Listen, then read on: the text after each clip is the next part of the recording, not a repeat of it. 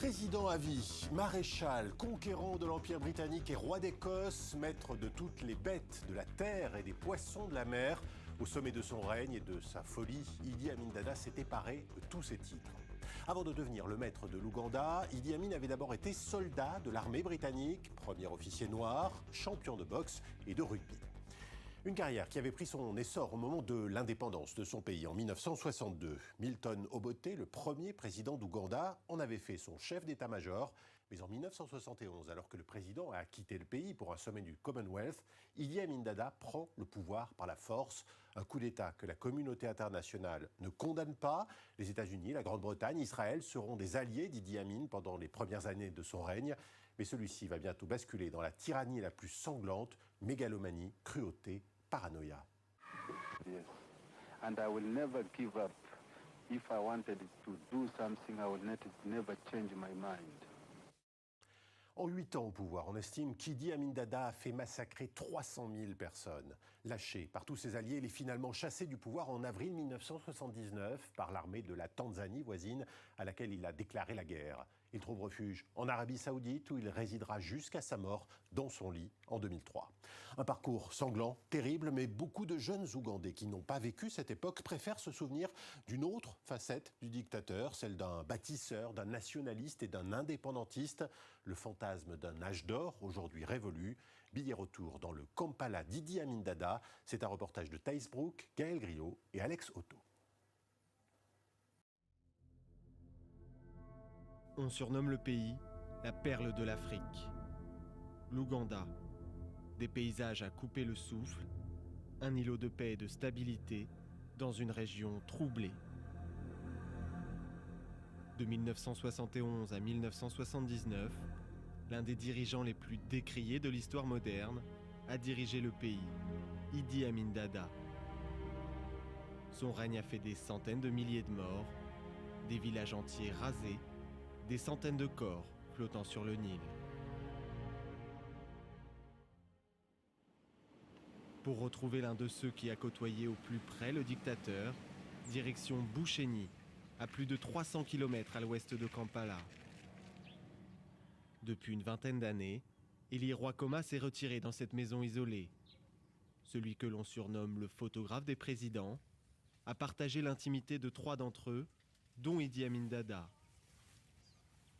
À 80 ans, c'est un fermier respecté, fier de ses plantations et de ses poulets. Il y en a 200, mais je suis en train de m'agrandir, je veux en avoir davantage. Eli a rencontré Idi Amin bien avant sa prise de pouvoir. Il n'était alors qu'un simple commandant de l'armée ougandaise. C'était quelqu'un de vraiment bon. Mais je pense qu'avec le pouvoir, lorsqu'il est arrivé à cette position, il a commencé à devenir plus dur. Le photographe a partagé le quotidien de l'autoproclamé maréchal pendant une décennie. Ce petit recueil rassemble ses meilleurs clichés. En 1978, cette photo est publiée à l'étranger sous le titre « Amin est-il en train de nager ou de couler ?» Quand cette photo est parue dans les journaux, dans le Herald, dans le New York Times et dans d'autres magazines internationaux, il a recherché la personne qui avait pu la prendre. Et lorsqu'ils m'ont identifié, ils m'ont recherché pour me tuer. Eli sait alors que ses jours sont comptés. Il fuit au Kenya. Il y restera jusqu'à la chute de son ancien ami. Kampala, capitale de l'Ouganda. Une cité de plus d'1,5 million d'habitants. Elle n'en comptait qu'un peu plus de 300 000 lorsque le chef d'état-major du président Obote prend le pouvoir en 1971. À l'époque, ses 2 amis étaient encore étudiants. Dans ce café du centre-ville, où ils ont leurs habitudes, cette période n'est jamais loin de leur conversation. Obote n'était pas dans le pays. Oui, il était à Singapour. Quand il est arrivé, il a dit qu'il était le seul leader africain qui n'avait pas peur d'un coup d'État. Oui, il a dit qu'il était le seul homme qui n'avait jamais eu peur de quoi que ce soit. Et la population s'est réjouie que Idi Amin ait chassé Obote. Et j'étais l'un de ceux qui l'ont applaudi. Quand il est arrivé au pouvoir, nous ne le prenions pas au sérieux. Nous pensions qu'il ne serait là que pour un très court moment. Il n'avait pas un très bon anglais. Il n'avait même pas de programme. Son premier cabinet, composé de ministres estimés, rassure cependant. Mais très rapidement, c'est la douche froide. La répression commence. Beaucoup de gens sont morts. Pendant cette période, lorsque vous entendiez un tir de fusil, tout le monde se mettait à courir. Comme beaucoup d'autres, Daoula a perdu plusieurs proches pendant cette période. Il nous donne rendez-vous le lendemain. Il tient à nous montrer où son frère a été enlevé. Ici, c'était un bar. Et nous avions l'habitude de venir prendre un verre. Même mon frère, il venait ici pour boire. On s'asseyait ici s'il n'y avait pas de place. Et alors, il y a eu un désaccord et ils l'ont pris. Sans raison apparente, un homme d'Idi Amin capture son frère, ici sur cette photo. Il ne le reverra jamais. Choqué, Daoula Segouya décide de rejoindre l'opposition. Nous avions amené des armes ici et ils nous ont arrêtés. Ils nous ont jetés et laissés pour morts. Daoula Segouya est resté lourdement handicapé, marqué dans sa chair. Les fantômes de cette époque se comptent par centaines de milliers. Les hommes du dictateur faisaient régner la terreur. La plupart des opposants étaient amenés près d'ici. Il a commencé à arrêter ces gens qui étaient suspectés de constituer une menace politique. Ensuite, beaucoup d'entre eux ont été amenés dans ce lieu qui est devenu un centre de torture. Ainsi, sous Idi Amin, entre 1973 et 1979, il a tué 19 000 personnes dans cet endroit.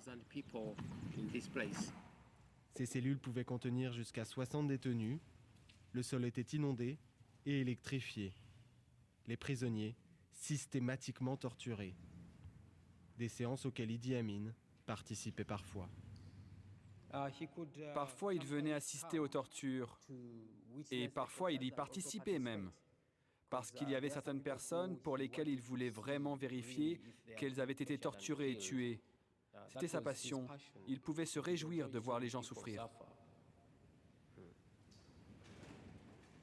Aujourd'hui, les chauves-souris ont remplacé les prisonniers.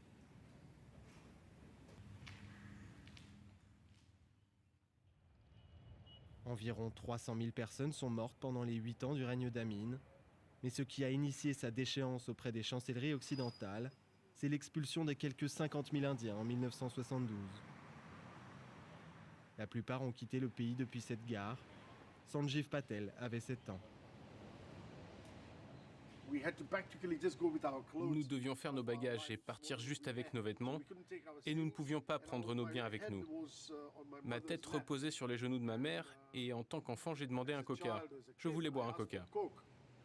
Soudain, elle s'est mise à pleurer, et ses larmes sont tombées sur mon visage, et j'ai dit « Pourquoi tu pleures ?» Et alors j'ai réalisé qu'elle n'avait pas le moindre argent pour m'acheter un coca.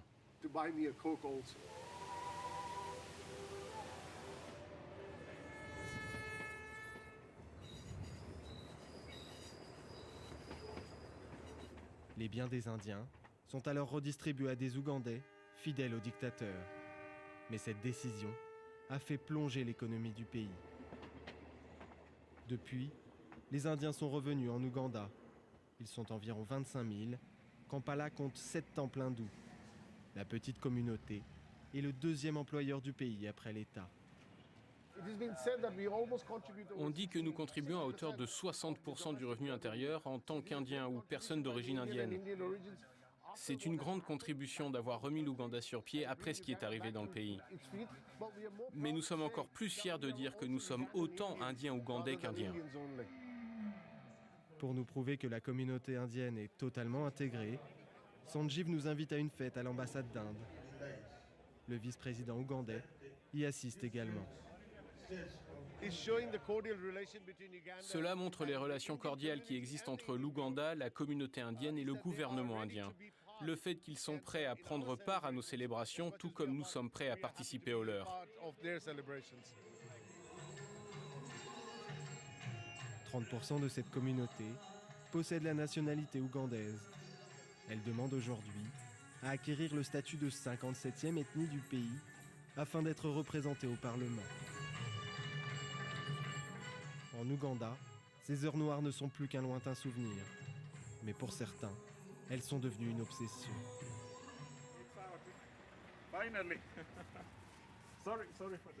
Jafar Amin est le 7e des quelques 60 enfants que l'on prête à l'ancien dictateur. Un des seuls à en revendiquer ouvertement l'héritage. Il ne nie pas les crimes commis par son père, mais il veut que l'on sorte de la caricature. J'ai créé la fondation Al-Amin à cause de l'animosité historique contre mon père et de toutes ces accusations portées à son encontre. Je voudrais que l'on puisse toucher les jeunes qui constituent 80% de la population.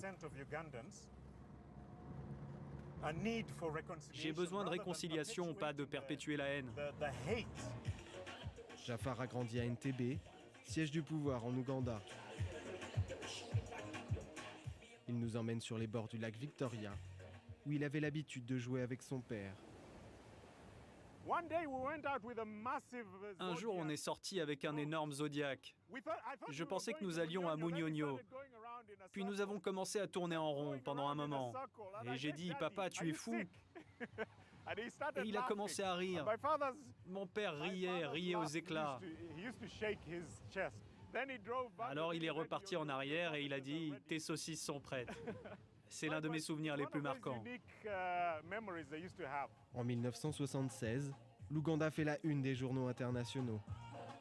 Un avion Air France en provenance d'Israël est détourné par des Palestiniens. Le dictateur propose aux pirates de les accueillir. L'avion atterrit à quelques centaines de mètres de là. Au bout d'une semaine, un commando israélien intervient. On confond toujours ce 707 avec l'Airbus qui était là lors du fameux raid d'Entebbe. Mais ce n'est pas celui-là. Même si tous ceux qui viennent ici assurent que c'est le cas, ce n'est pas vrai. Il l'a fait renvoyer. Le commando parvient à libérer la majeure partie des otages et détruit la flotte militaire ougandaise. Aujourd'hui, Jafar rêve de rendre hommage aux victimes. Mon plus grand rêve serait de partir et de rencontrer les familles de Jean-Jacques Memoni, d'Ida Borovitz et de Pasco Cohen, et de leur demander pardon. Le fils d'Amin souhaite que l'histoire fasse désormais le tri entre l'héritage politique et économique de son père. Mon père est actuellement considéré comme le père de l'émancipation économique. Aujourd'hui, nous sommes vraiment un peuple indépendant. Nous avons une très haute estime de nous-mêmes. Et je pense que c'est l'héritage de mon père. En Occident, Idi Amin Dada est considéré comme un dictateur violent et sanguinaire.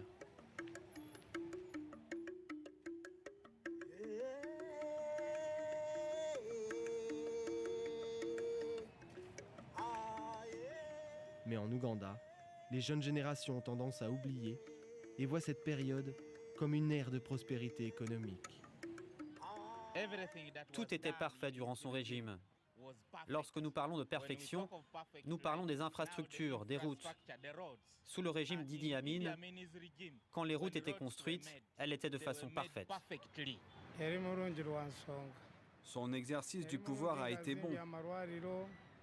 Il a construit des hôpitaux et il y avait du travail pendant cette période. Plusieurs politiciens surfent aujourd'hui sur cette vague d'Amin nostalgie. C'est le cas du pasteur Abed Bouanika. Il nous a donné rendez-vous à l'issue d'une émission de radio. Ce candidat malheureux à l'élection présidentielle de 2016 avait fait campagne pour la réhabilitation de l'image du dictateur. Idi Amin avait ses défauts. Mais il y a une autre partie d'Idi Amin qui n'est pas connue, particulièrement à l'étranger. Idi Amin était un nationaliste. Il aimait ce pays.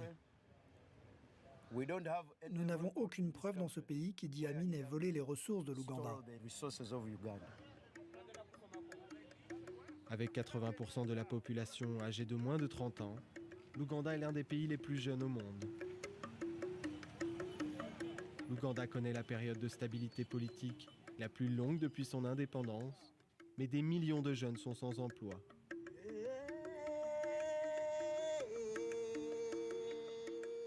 La démographie s'emballe et la corruption est endémique. Alors pour certains Ougandais, ce président brutal, peu éduqué et schizophrène, reste encore une source de fierté nationale.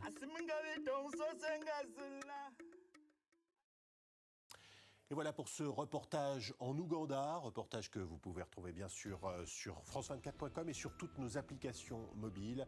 Je vous dis à très bientôt pour un nouveau numéro de Billets Retour. Bien, eh bien nous voilà pour ce 3e numéro de l'aviation et l'histoire en Ouganda. Nous allons donc décoller de l'aéroport d'Entebbe pour nous rendre vers un terrain qui est tout au nord de l'Ouganda, ici Pakuba National, HUPA, un terrain qui est à 2365 pieds, qui fait 1500 mètres de long.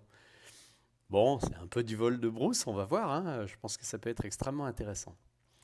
Alors, pour ce qui est du vol en lui-même, eh bien, on va décoller, comme je vous le disais, d'Entebbe. On verra, piste nord ou sud, peu importe.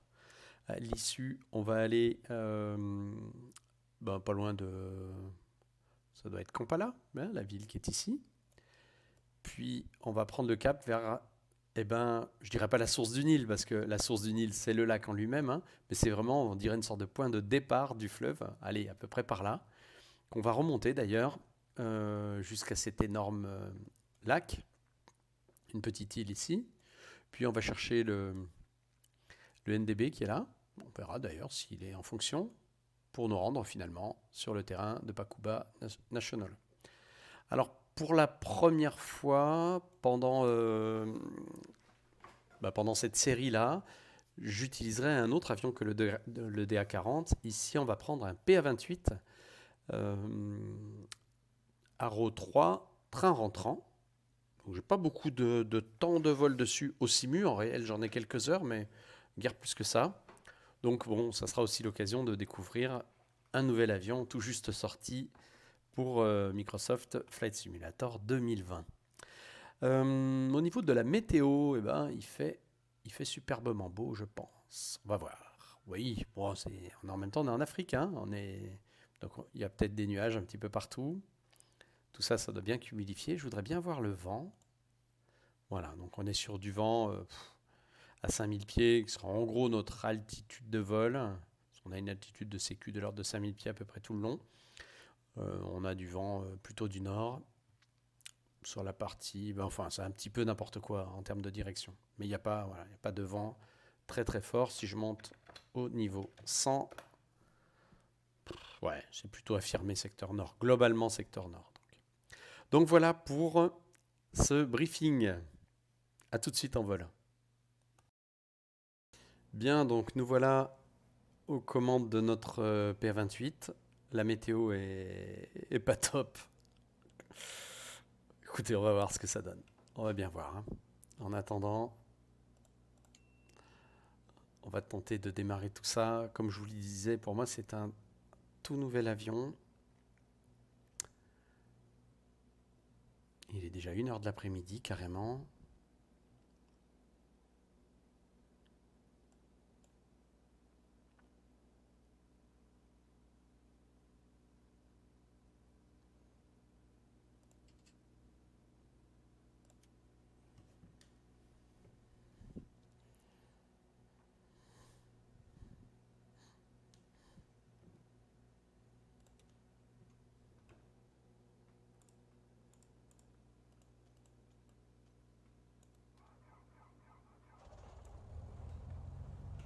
Bon, voilà qui démarre bien. C'est quand même sympa. Alternateur, ok, ça charge.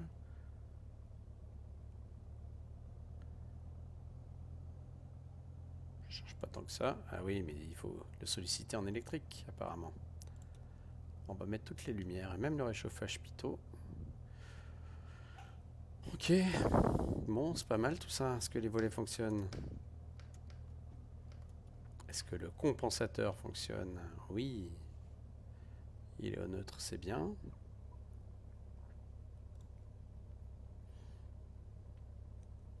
Je vais juste écouter la 10 quand même.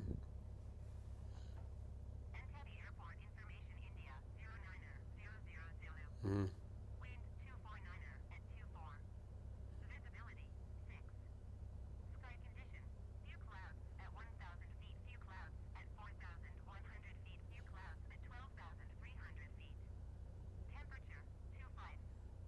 Ok.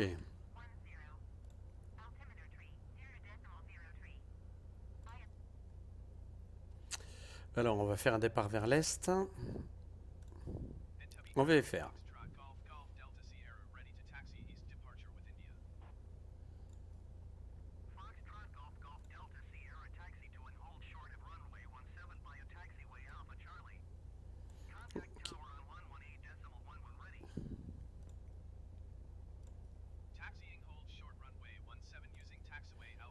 Alors, la piste 17 en service, donc on va rouler, on va passer par là, par là, par là, et puis on va s'aligner. Bon, ça va pas plus s'embêter que ça, on va s'aligner en bout de piste carrément. Hein. Après, notre départ nous amène par là. Donc, allez, on tourne à gauche au roulage. C'est parti.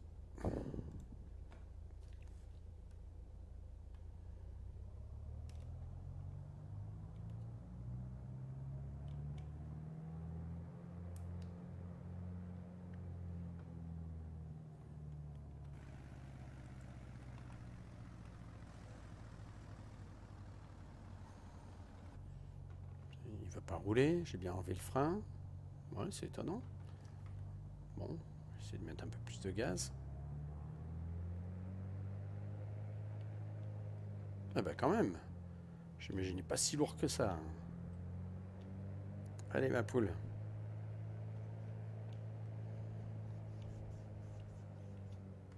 Il y a quelqu'un là? Tu peux te pousser? Non? Bah allez. On va passer au travers. Hop. Bon, c'est un petit bug de Flight Simulator. Extrêmement lourd hein, cet avion.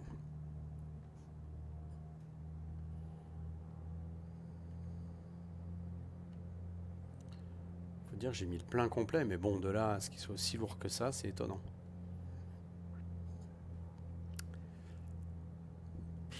Ça donne pas envie d'aller voler un temps comme ça. Hein.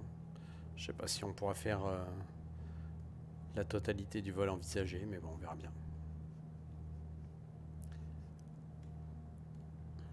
En tout cas, on a un bon avion, j'aime bien le PA-28. Voilà donc à l'aéroport d'Entebbe International Airport. C'est là donc qu'il y a eu la prise d'otage dont on parlait dans le reportage. Prise d'otage terrible d'ailleurs. Hein. Il fait quand même beau à l'est, c'est quand même là la bonne nouvelle, c'est là où je veux aller. Mais je pense que bah, comme partout en Afrique, il va y avoir probablement des petits orages de ci, de là.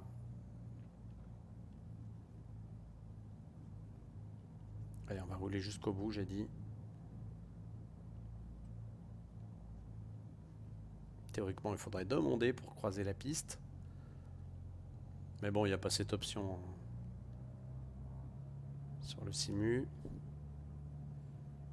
Jette un œil inquiet quand même. Ce que j'adore, c'est... vous voyez les reliefs.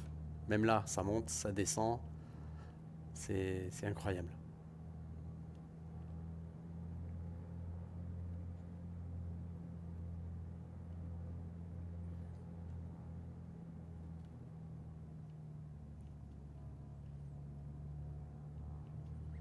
Ouais, ça souffle quand même pas mal, hein.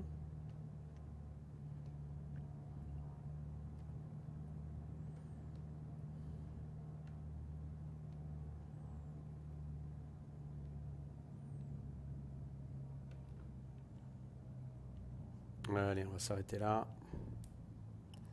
Préparer gentiment l'avion.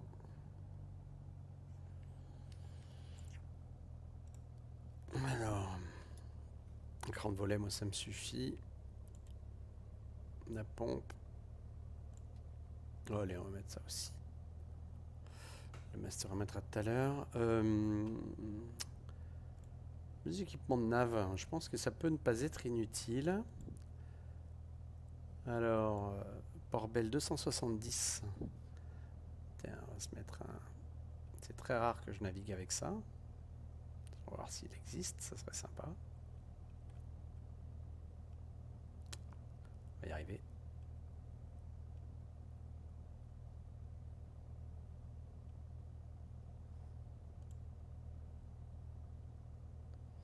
Voilà.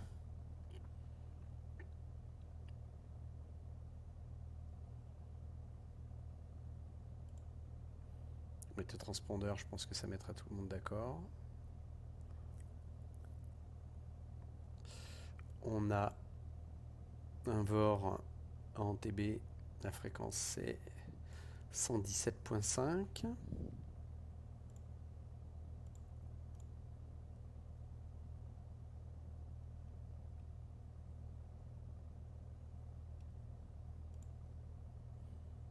Voilà, il fonctionne, c'est cool. D'ailleurs, mon premier point est dans le 0,40. C'est quoi, je vais le préparer parce que... Pas que j'ai des doutes. Mais la météo, elle peut vraiment être très particulière ici.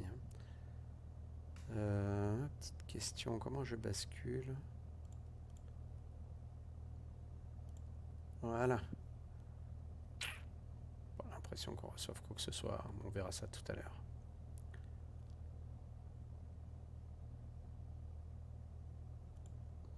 Allez. Je suis censé faire quelques essais moteurs, on va les faire.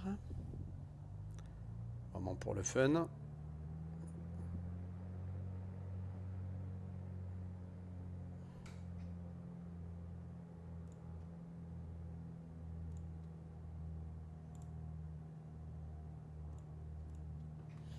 C'est bon. Je suis pas convaincu par le fonctionnement. Si, c'est très léger. Hein. Beaucoup plus léger que dans la réalité.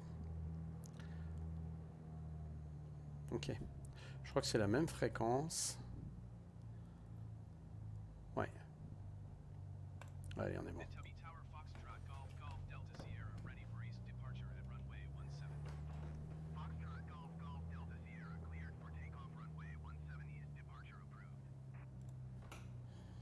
Allez, on y va.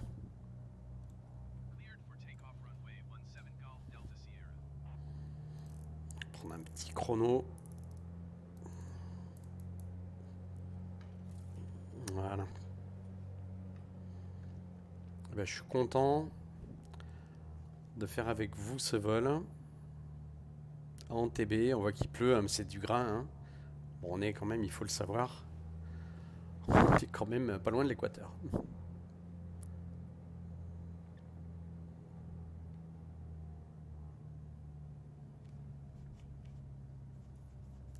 Allez, la piste 17 en TB.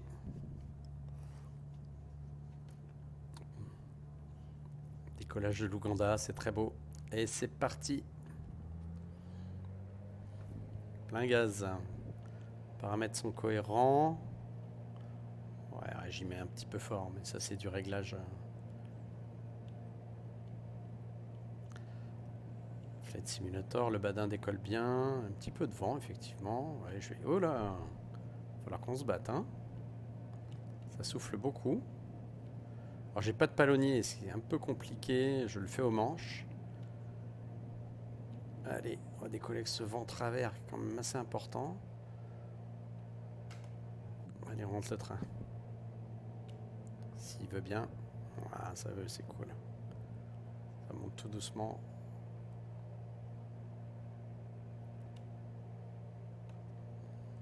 Voilà.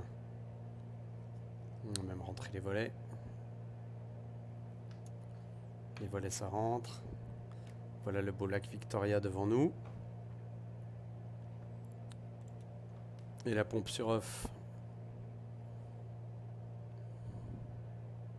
Ah, il fonctionne. L'ADF. Ouais, on va prendre le cap direct dessus puisque c'est notre premier point.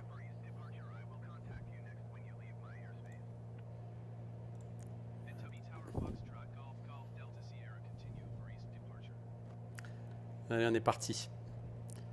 Donc ceci, c'est le lac Victoria.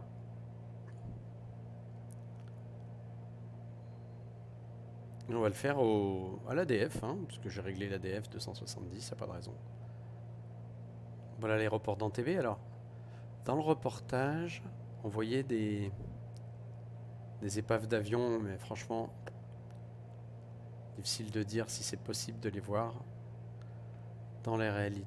Ici au Simu, enfin pour moi c'est compliqué, ce serait compliqué de savoir où elles sont. Quand même regarder, mais je me fais pas trop d'illusions. Ah, il fait pas beau, hein. Mais c'est du temps d'Afrique. Voilà, ça va être d'un point de vue, je dirais, travail, ça va être intéressant.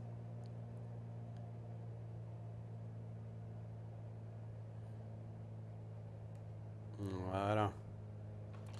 On va se régler un régime correct. On va mettre 24 pouces. 22, allez. 22, puis on va réduire un tout petit peu la richesse. Voilà, ça me paraît pas mal. Ça, je ne serais pas étonné que ce soit les bâtiments présidentiels.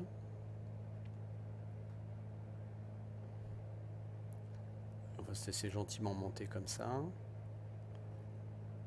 Alors, premier point, il est rapide à atteindre. Hein.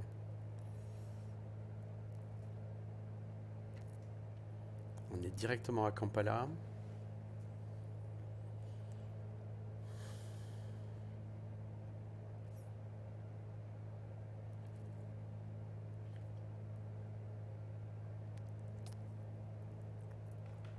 Après, c'est une route 073. Tout simplement. Voilà, je vois l'aéroport. Je pense qu'il y a un aéroport là-bas. Et la ville qu'on voit ici, ça doit être Kampala. Mais franchement, vu la qualité de la carte, c'est pas gagné.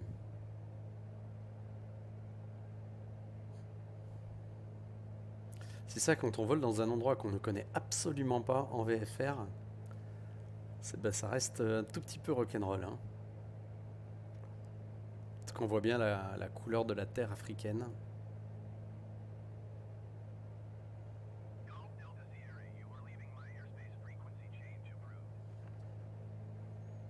Allez.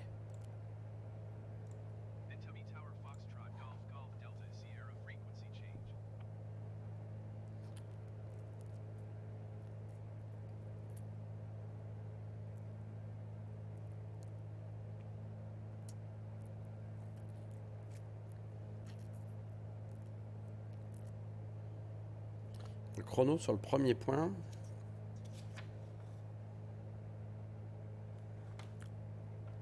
Pardon, je fais n'importe quoi. Voilà, 20 nautiques, ça fait en gros 10 minutes après le décollage. On a encore 5 minutes avant d'atteindre Kampala.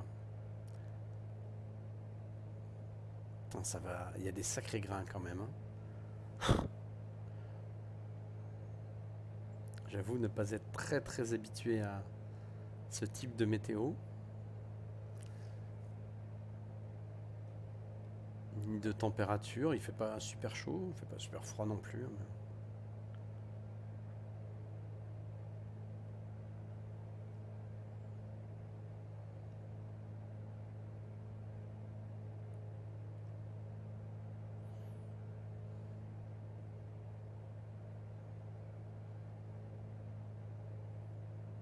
Voilà.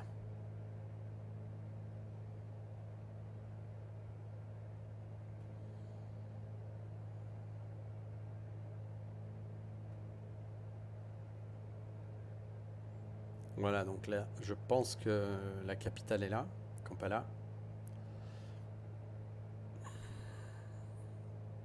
Il fait un temps très mauvais au nord. Mais pour le moment, j'ai pas prévu d'aller au nord, donc on verra bien. Est-ce qu'il y a un aéroport à Kampala? Théoriquement, il y en a un, ouais. Mais bon, il n'est pas sur ma carte. Le cap à suivre, ça sera un 0,73.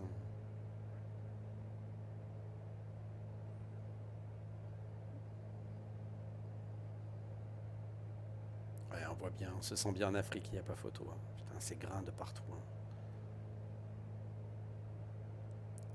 C'était donné VFR, mais bon, c'est du VFR africain, on va dire, voilà.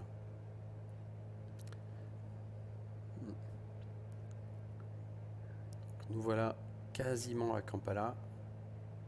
Je pense que s'il y a un terrain, il est là. Ça serait logique. On va voir. J'ai absolument rien sur ma carte. C'est vraiment de la navigation, on va dire, à l'africaine. Hein. Voilà, donc ça c'est la capitale de l'Ouganda.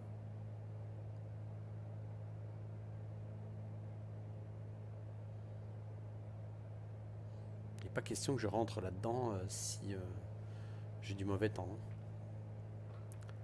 Voilà, là il y a un terrain en dessous, c'est bien. Là, ça doit être le terrain de Kampala, mais c'est vraiment un terrain en terre.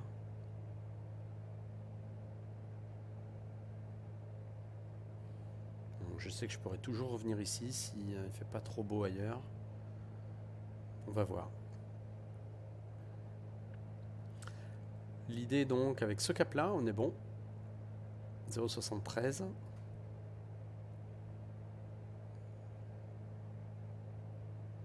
Attendez, je dis peut-être même n'importe quoi. C'est même pas sûr que ça soit Kampala.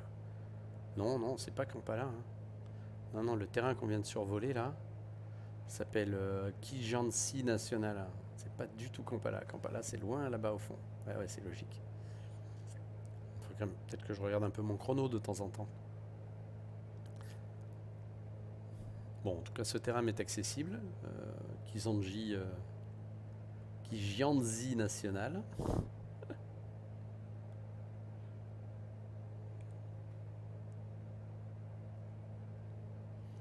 Continuer à le piloter à la main, je mettrai le PA tout à l'heure si c'est nécessaire. Il semble que ça se dégage un peu au nord. Voilà, là c'est plus cohérent que ça soit Kampala ici. D'autant plus que je vais vous montrer la carte. Vous allez voir. Alors. Voilà, on voit bien ce relief avec une île au milieu là. Là on est passé là. Là, sur Kijansi. Ok, donc Kampala est là-bas. J'aurais pu me fier quand même à mon ADF. Hein. Ouais, c'est quand même beaucoup plus dense.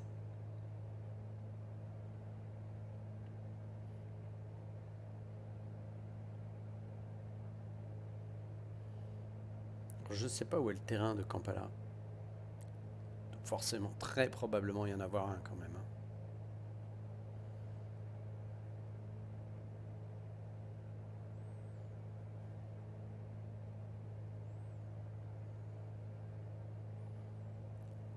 Le centre-ville est là-bas. Comme quelques bâtiments, mais c'est hyper étendu. Hein. C'est incroyable. On est sur une ville quand même significative. Hein.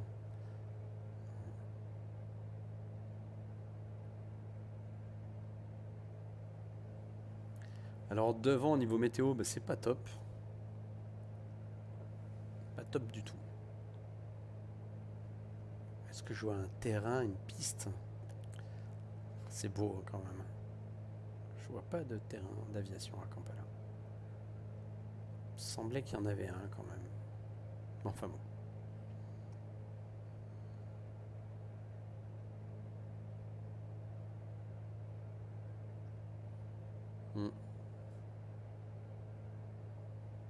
Météo, c'est pas top. Je regarde les possibilités. Je voudrais quand même vous amener au...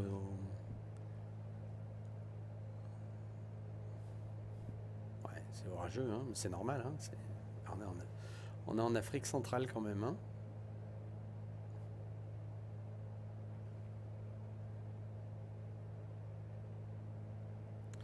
Voilà, donc l'ADF, il doit être par là. Voilà. On peut quand même, on le voit, monter à une altitude assez correcte. Hein, les nuages, ils sont hauts. Qu'est-ce que c'est que ça? Une décharge? Je sais pas. Ça, probablement, ça m'étonnerait pas que ce soit des bâtiments présidentiels ou quoi. Ça en a la tête en tout cas.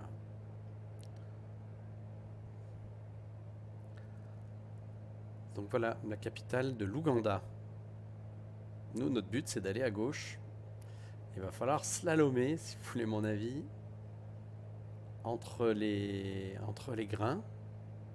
Donc là, on est en train de passer l'ADF, hein, vous voyez.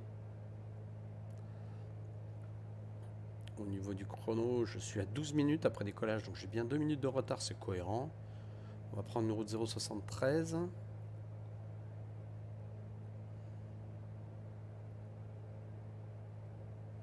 Et je vais voir ce que ça donne par rapport aux grains qui sont là.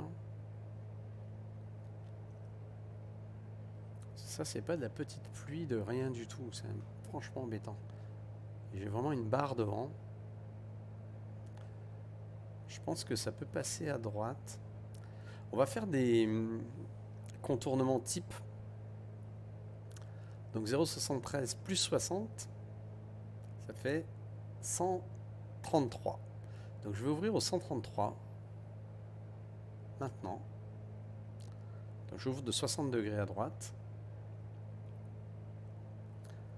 Et mon but, c'est de voir s'il y a moyen de contourner ça.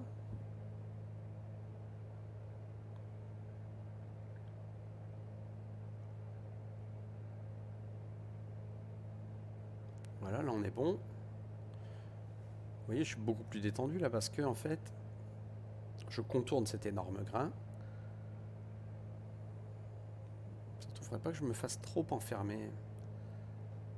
Je vais essayer de trouver un passage. Pour moi, il y en a un là, par là. Donc ouais, il y a un passage là. Allez, on referme au 0,73. Je vais passer entre les deux grains. On va voir si ça le fait. Je laisse quand même le gros là. Ouais, là. Tu vois, on voit quand même la colline là-bas au fond.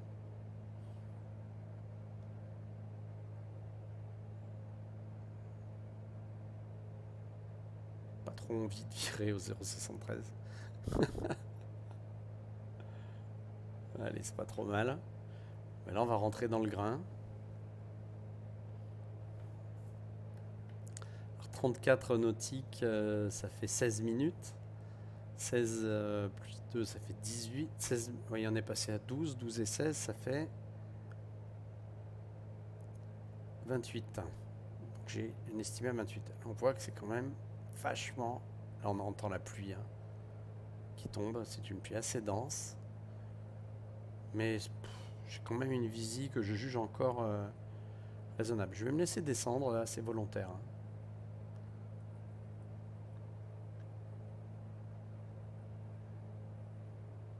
Alors je sais que je suis décalé d'environ 1 minute au sud. Du fait de la manip que je viens de faire.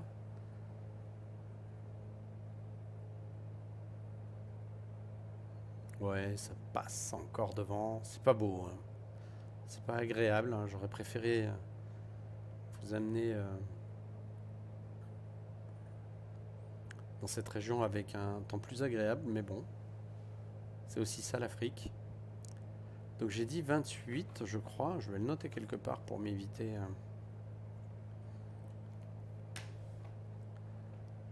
je dirais bêtement de l'oublier et me concentrer sur le pilotage. Parce que là, il y a quand même... il y a du taf en fait. Le grain est en train de forcir devant. Je vois qu'on peut passer encore à droite.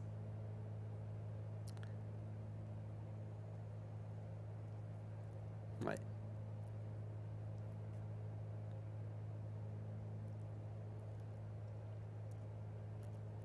Ouais, mais ça va encore. Non, il fait pas beau, hein, c'est clair. Mais pour moi, ça va encore. Allez, on va continuer comme ça.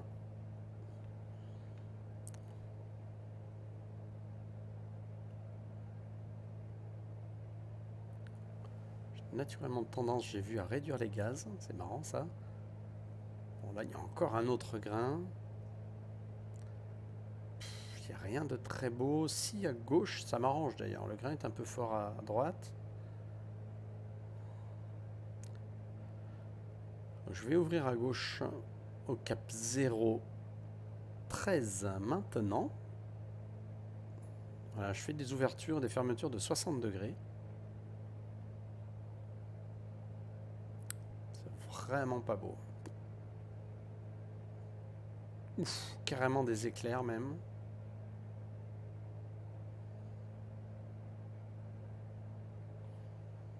Ouais, c'est ça. Mais ça va se dégager derrière. Donc là, je suis dans le bon sens. Hein. Allez, je referme au 0,73.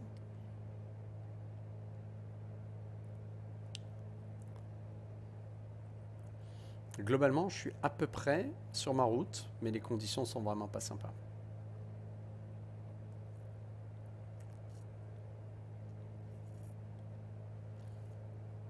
Voilà. Je vois que derrière il fait meilleur, devant il fait vraiment pas beau. Mais si ça se dégage tout doucement, allez, j'y crois. On va maintenir notre 0,73, on va serrer un peu les fesses surtout.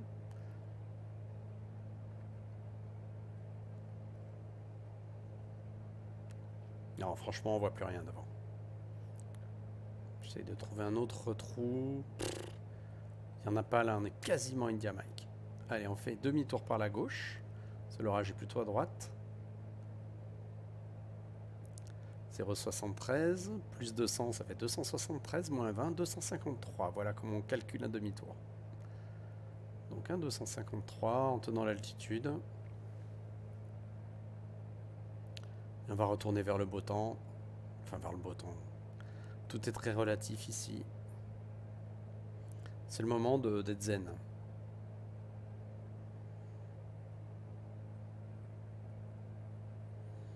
En fait, je vais retourner vers tout simplement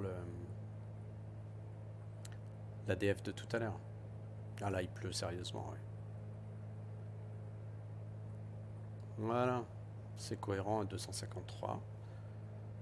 C'est pas trop... Voilà. Bon, là, je suis dans le grain. Je peux en sortir par la gauche. On va rester comme ça dans un premier temps.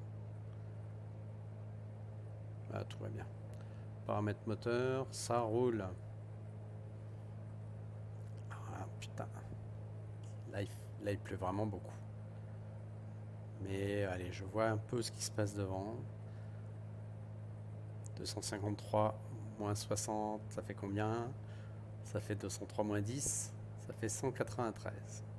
Allez, j'ouvre à gauche au 193, je vois qu'il fait quand même meilleur un peu au sud.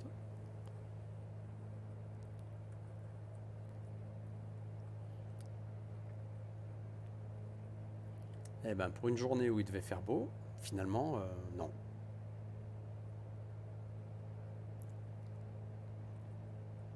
Allez. Bon, je pense que la décision du demi-tour est la bonne. Probablement un tout petit peu tardive, mais bon, j'espérais qu'on allait se retrouver dans du beau temps. Allez, on referme. 60 degrés droite.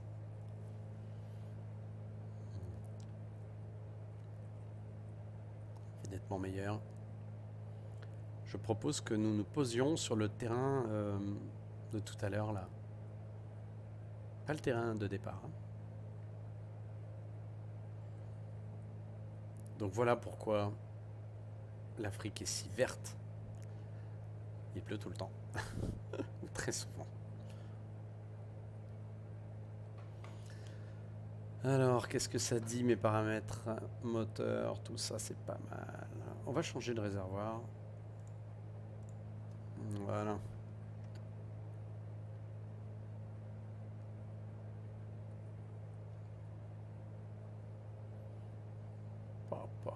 Ouais. Bon, là, c'est meilleur que tout à l'heure. Hein. C'est clair que c'est largement meilleur.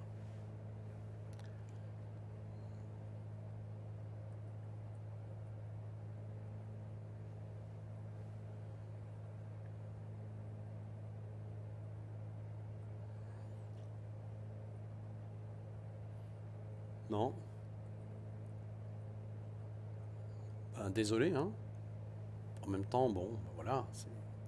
Comme les conditions de mes vols sont des conditions réelles, temps réel, météo réel, ben, on s'adapte, tout simplement. Bon, là, il fait grand beau, hein. On va se retrouver à Kampala.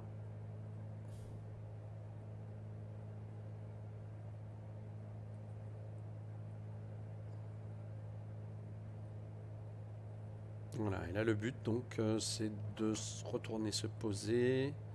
Je vous propose au terrain de Kianzi, je vais vous le montrer sur la carte. Voilà, donc il fait le beau temps de tout à l'heure, c'est quand même sympa. Voilà, donc on est par là, on va se poser là. Kianzi, le terrain est à 3748 pieds. 1000 mètres, plutôt nord-sud. Je sais pas s'il y a une radio, on va tester ça d'ailleurs. Si, ok. Alors, on verra ça tout à l'heure. Je vais faire une reconnaissance pour le vent parce que j'ai quand même un doute. Donc nous revoilà à Kampala, beau temps, la pluie sur le lac Victoria et puis un beau front de vent qui il n'y est pas hein, sur. Enfin, je vais quand même le mettre sur Sky Vector, on va voir. Si, quand même, hein, si, il y est. Bien sûr que si qu'il y est, ce mauvais temps sur Sky Vector. J'aurais pu prendre le temps de le regarder. Regardez. C'est incroyablement précis. Hein. C'est presque tentant, en fait, de prendre à partir de là un cap nord. Je vais voir, tiens. Ça m'a pas l'air de vouloir vraiment passer, mais quoique... Allez, parce que je suis un peu têtu comme individu. À partir de là, on va faire un déroutement. Donc à partir de notre point, là, on va faire direct au Cap Nord. Vers le lac. Je pense que c'est... Ouais, il fait beau malgré tout. Ok. Allez, on va faire ça. Donc petit changement de programme. En plus, j'ai du pétrole pour aller où je veux finalement. Et il semblerait qu'il fasse meilleur au nord. Hein, donc on va voir. Petite question, est-ce que j'ai un terrain de déroutement? Oui, j'en ai quand même quelques-uns. Donc c'est finalement assez précis, hein, Sky Vector.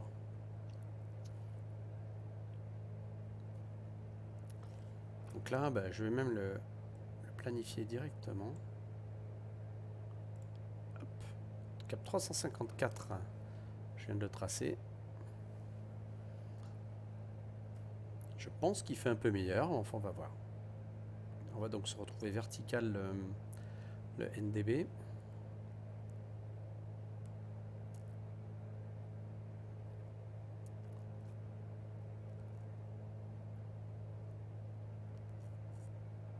Voilà, ça va vraiment pas tarder.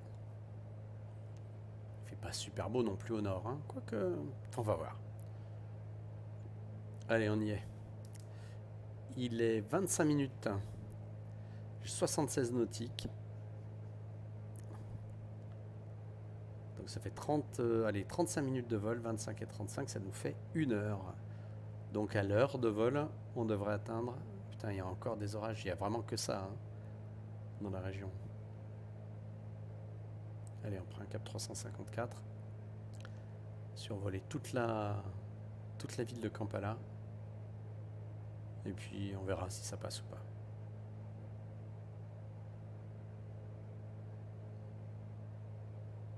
Voilà. Donc là, c'est cohérent. 25 minutes de vol, on va le faire au PA là maintenant. Parce que...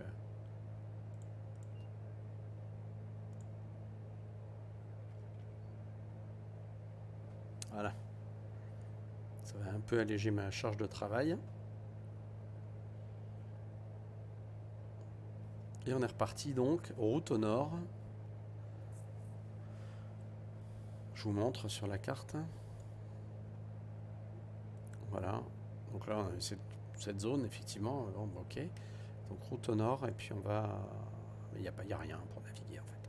Là, il n'y a rien. Absolument rien. Je vais peut-être pouvoir m'aider du VOR, ou je sais pas. Théoriquement, il fait beau. Hein. En tout cas, j'ai un chrono. C'est déjà pas mal. Ah, c'est gigantesque. L'étendue de la ville, c'est vraiment impressionnant.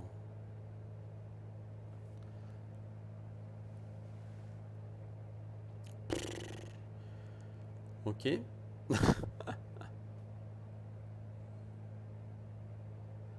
Ce que je voudrais pas, c'est me retrouver dans des grains extrêmement forts. Et là, il y a quand même un gros orage de vent, quoi. J'ai pas de radar météo, j'ai rien de tout ça.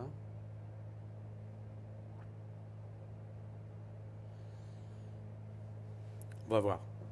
Il est très probable que tout ça m'amène à un petit demi-tour. Très très probable.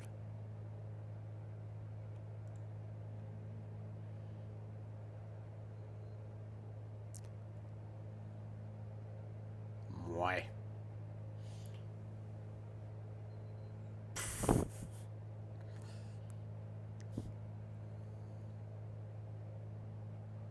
C'est orage de partout, même là-bas au fond, vous voyez.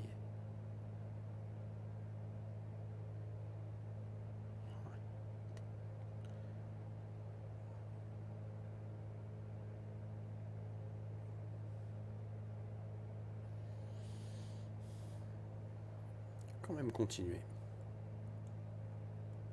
Il y a un terrain qui m'intéresse, qui est en zone qui est à mon avis parfaitement accessible. Donc on va voir. Ça risque d'être 25 minutes assez longues. En tout cas, on a un superbe repère et puis je sais qu'il fait à peu près beau derrière, quoi.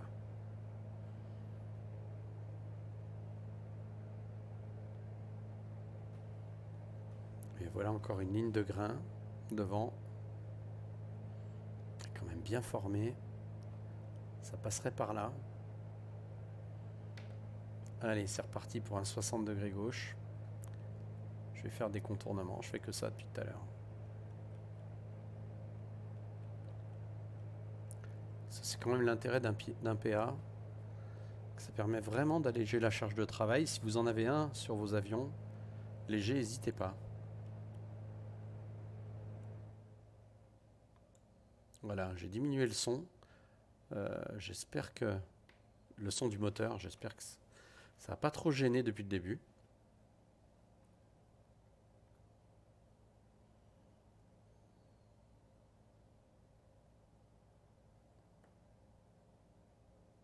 Voilà, pour moi, il y a un trou là, donc on contourne. Hein. Donc je vais passer par là et puis refermer.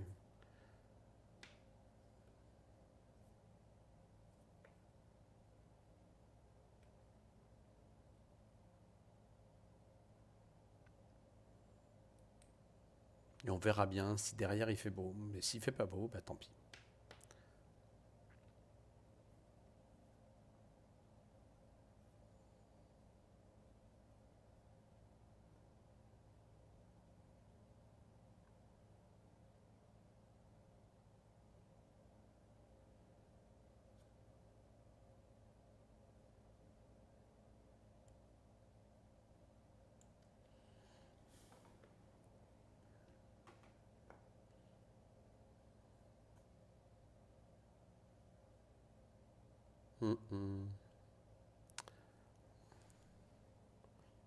On va voir, ça peut le faire. J'ai une estimée, j'avais dit à l'heure, 60 minutes. Là, je suis en train de faire des zizouilles, hein, ce qui va me faire perdre du temps, évidemment. Hein. Essayer de calculer tout ça. Mon but, c'est de juste voir derrière ce grain ce qu'il y a. S'il fait beau, ça me va. S'il fait pas beau, demi-tour gauche, retour à Kampala et éventuellement atterrissage.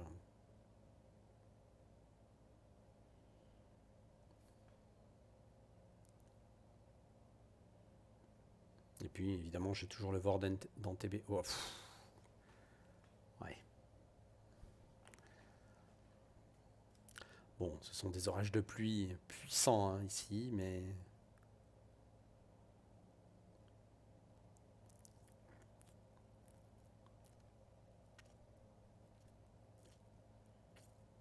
voilà, on est juste au bord du grain.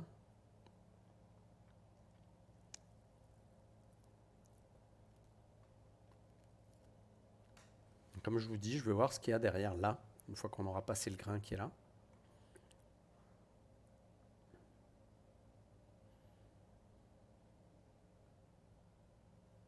On n'est pas dedans, il n'y a pas de pluie. Ce sont vraiment des grains très localisés, quand même assez nombreux. On ne peut pas dire le contraire. J'ai l'impression qu'il y a une nouvelle barre devant.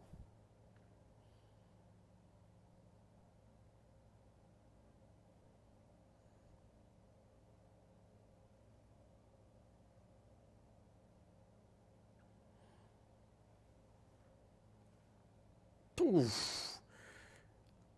Ouais. Ouf. Vraiment pas sympa, pas agréable tout ça.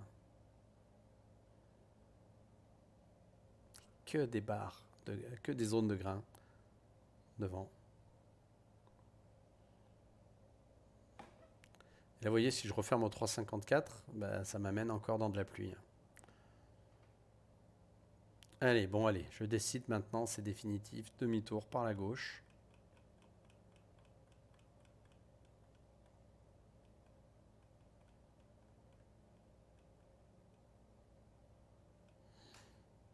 Et on retourne sur Kampala. Et comme je l'ai dit, on va se dérouter vers le terrain de tout à l'heure. Je ne vais pas retourner à NTB parce que ça m'embête de me poser sur le même terrain que le terrain de départ. Allez, on va jouer un peu avec les orages. Oh, putain.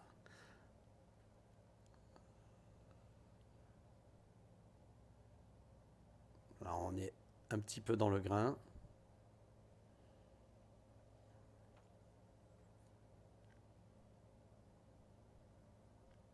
Allez.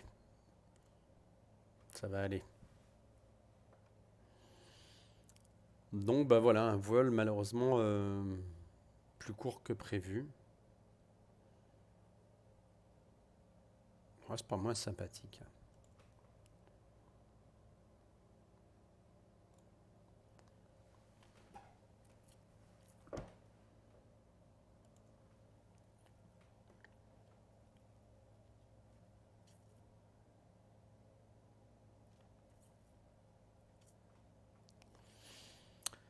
Allez, on va prendre la route directe vers notre ADF, qui nous a bien servi quand même, de référence de nav, on va dire. Voilà, nous voilà à nouveau à l'extérieur du grain.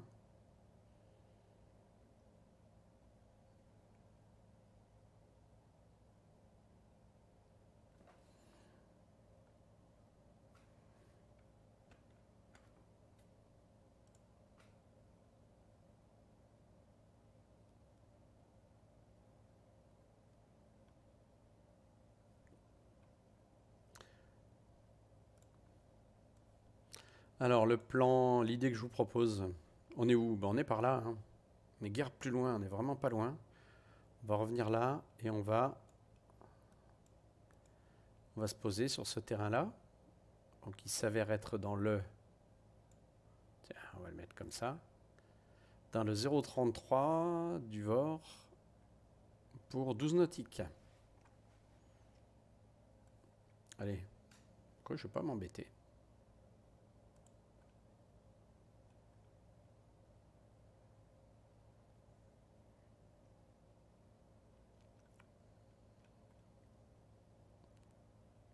Voilà, ouais, c'est ça, c'est bon.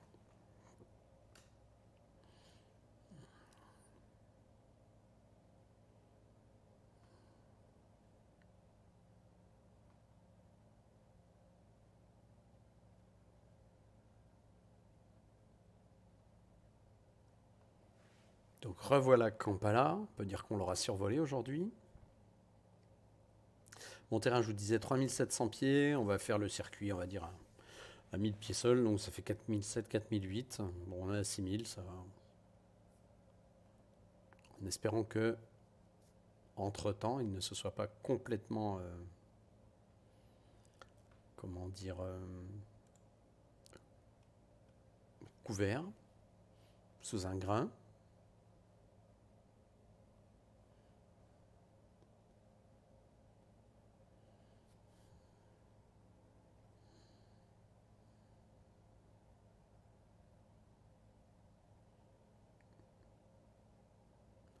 J'entends légèrement le bruit des orages Mais là, je l'ai entendu très nettement.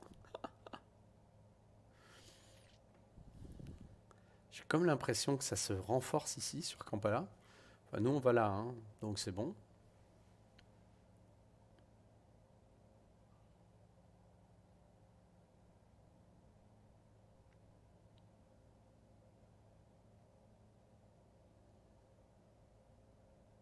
La terre rouge d'Afrique. C'est rouge partout, hein.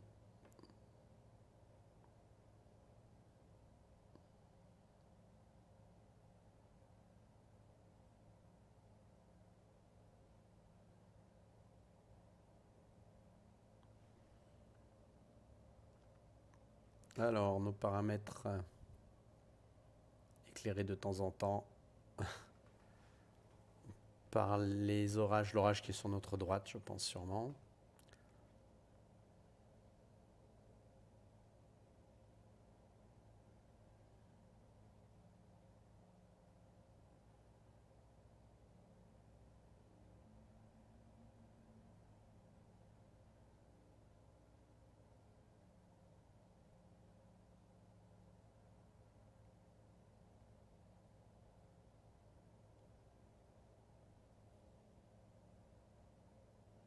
J'ai l'impression que ça vient comme ça, quoi. Ça vient de l'ouest vers l'est.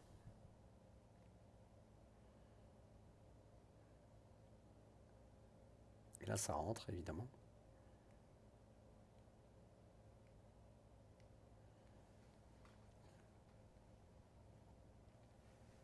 Bon, bah, ça fera juste que 3 fois que les gens nous voient passer.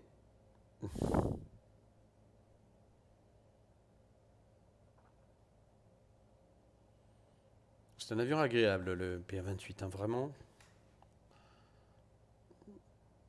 Aussi mu comme dans la réalité. J'aime bien son côté solide, métallique.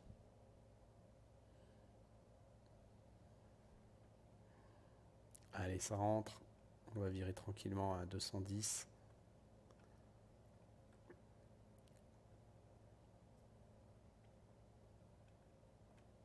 Un peu moins, voilà.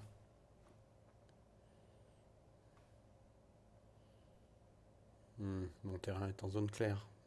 Il y a vraiment un gros orage. Mais on voit qu'il se déplace, hein. C'est ça qui est en fait formidable sur FlatSim. Puis il y en a un autre ici, gigantesque. Ouais.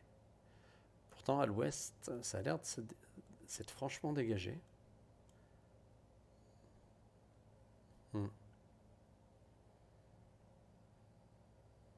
Ça, je sais pas ce que c'est.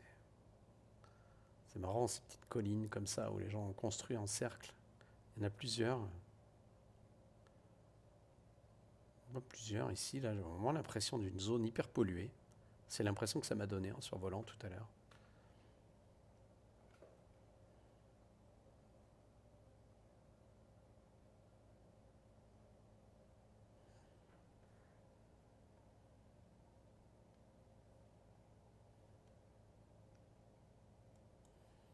Le terrain, il doit être au bout de ça, là. Il ne doit pas être bien loin. On a dit 12 nautiques, hein. Ouais, on est à 19.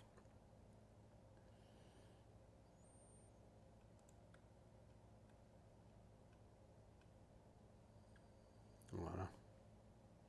On va passer sur la fréquence. Ah oui, non, j'avais dit que je ne savais pas quelle piste utiliser encore. Je vais voir s'il y a une manche à air. Et qu'est-ce que ça donne comme vent?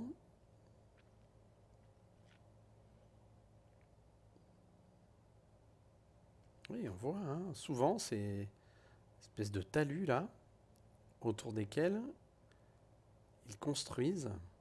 Ça se voit plein de fois.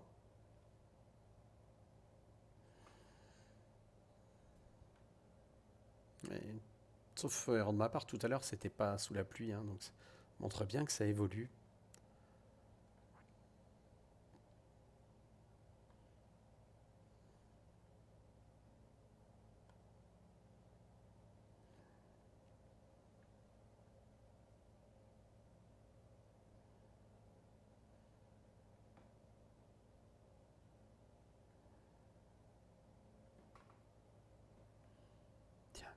tester une fonction du PA. Voilà. On va voir comment il réagit. C'est pas mal. Ouais. C'est vraiment que là-bas qui fait beau.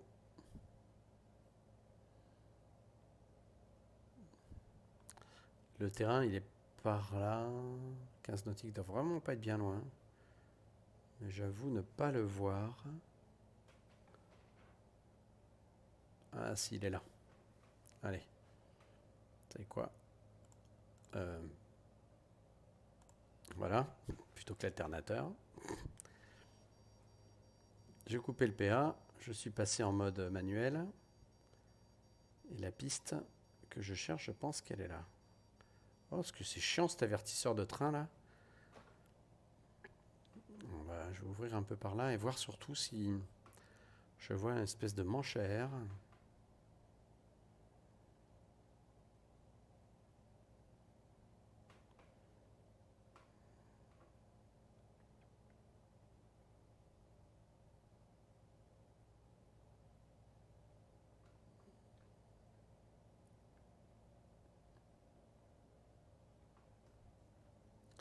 Alors.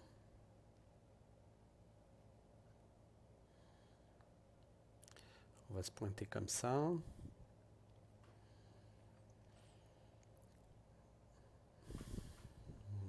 Déjà, a priori, il ferait une approche. Si je la fais par le nord, je vais serrer un peu. J'ai dit combien? 3008, 4008. Hein. Oh là là. Cet avertisseur train non sorti, très très pénible. Enfin, en même temps, ça me semble indispensable. Donc voilà notre terrain. 05 20 04 14, je sais plus.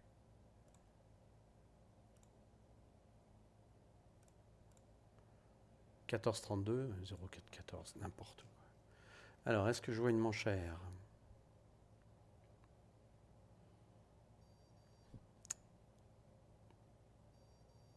Déjà, je vois une voiture. Mais je vois pas de manche à air.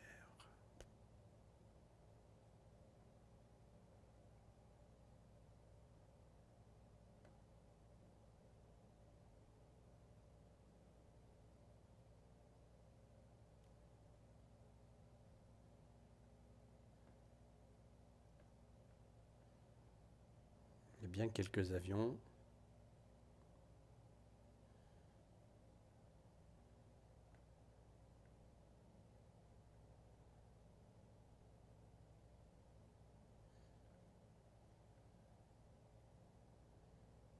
J'aimerais bien quand même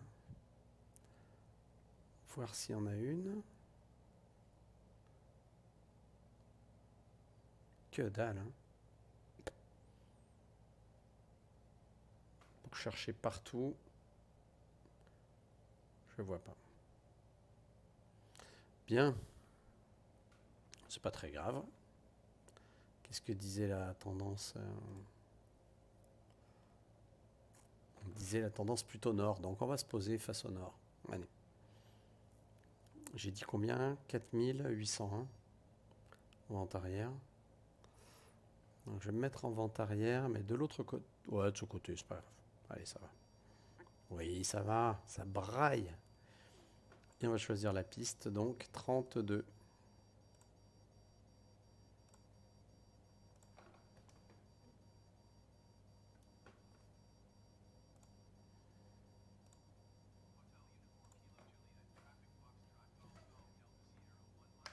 Oh, j'en peux plus. C'est impossible de se poser sans train d'atterrissage, tellement ça hurle.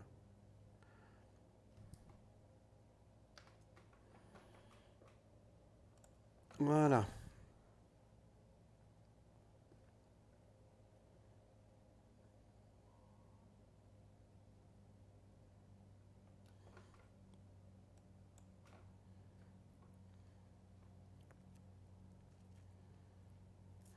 Essayer de faire un circuit un peu court.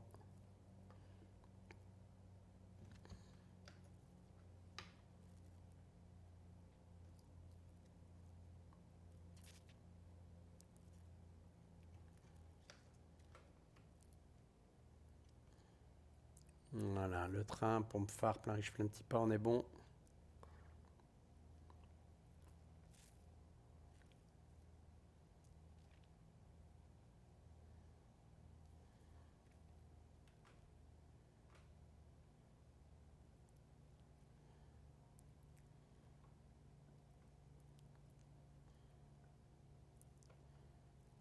Un peu rapide quand même, Gilou, hein. Je sais pas en fait si...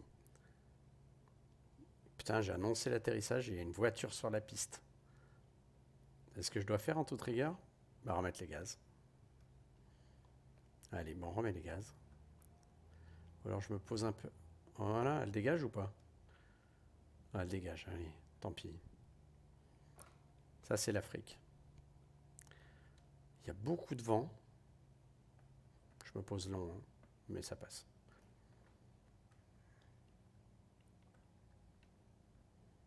Je me pose beaucoup trop long à les remises de gaz.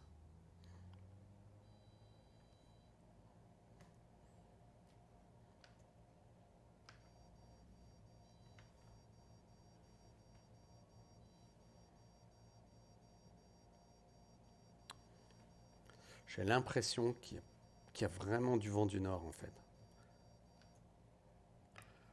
Du sud, pardon. C'est beaucoup plus embêtant que... Je vais me refaire une approche sud.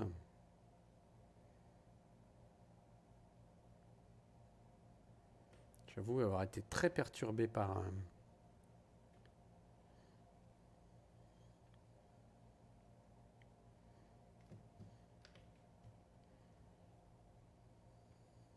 la voiture. Pourtant, je me suis annoncé, hein, normalement, il n'aurait pas dû...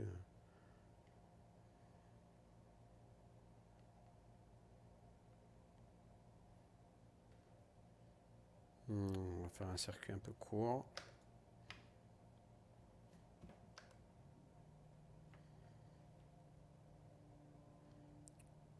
Voilà, et si je vois que j'ai des problèmes avec le vent, ben, tant pis, il retournera en TB. J'avais vraiment du vent arrière. C'est vraiment une drôle d'impression.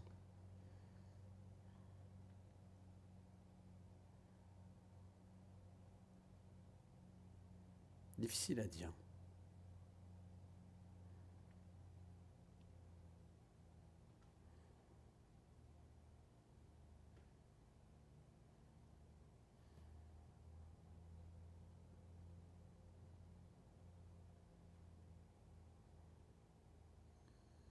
En tout cas, il y a du vent travers, comme tout à l'heure. Ça, c'est évident. Oh, la voiture, sans déconner, là, j'en ai ras le cul. Si elle me fait le coup à chaque fois.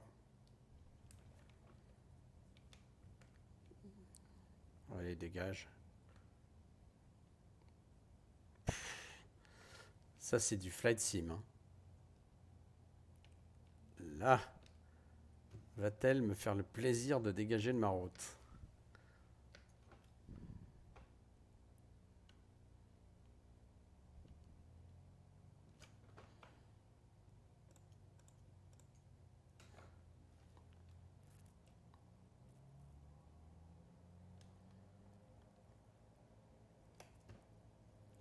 Bon, bah, c'est moi qui bouge. Tant pis. Hein. Allez. Ah non, je la coupe pas, ça passe. Merci, mademoiselle. Je pense que sur Flight Sim, ils confondent beaucoup les pistes et les routes. Attends, on roule dans la boue, là. Est-ce que ça se voit? Ouais. Ouais, ça se voit, c'est clair.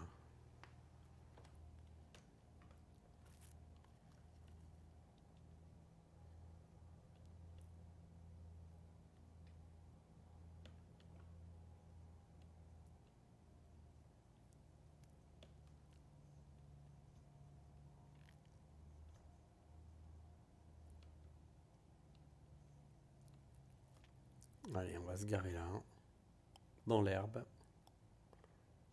Apparemment, c'est les zones où on peut se garer.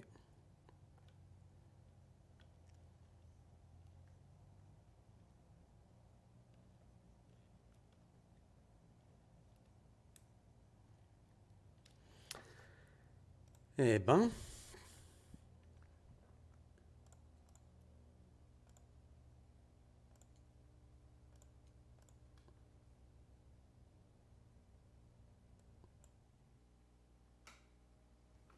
48 minutes. Voilà, j'espère que ce vol vous a plu.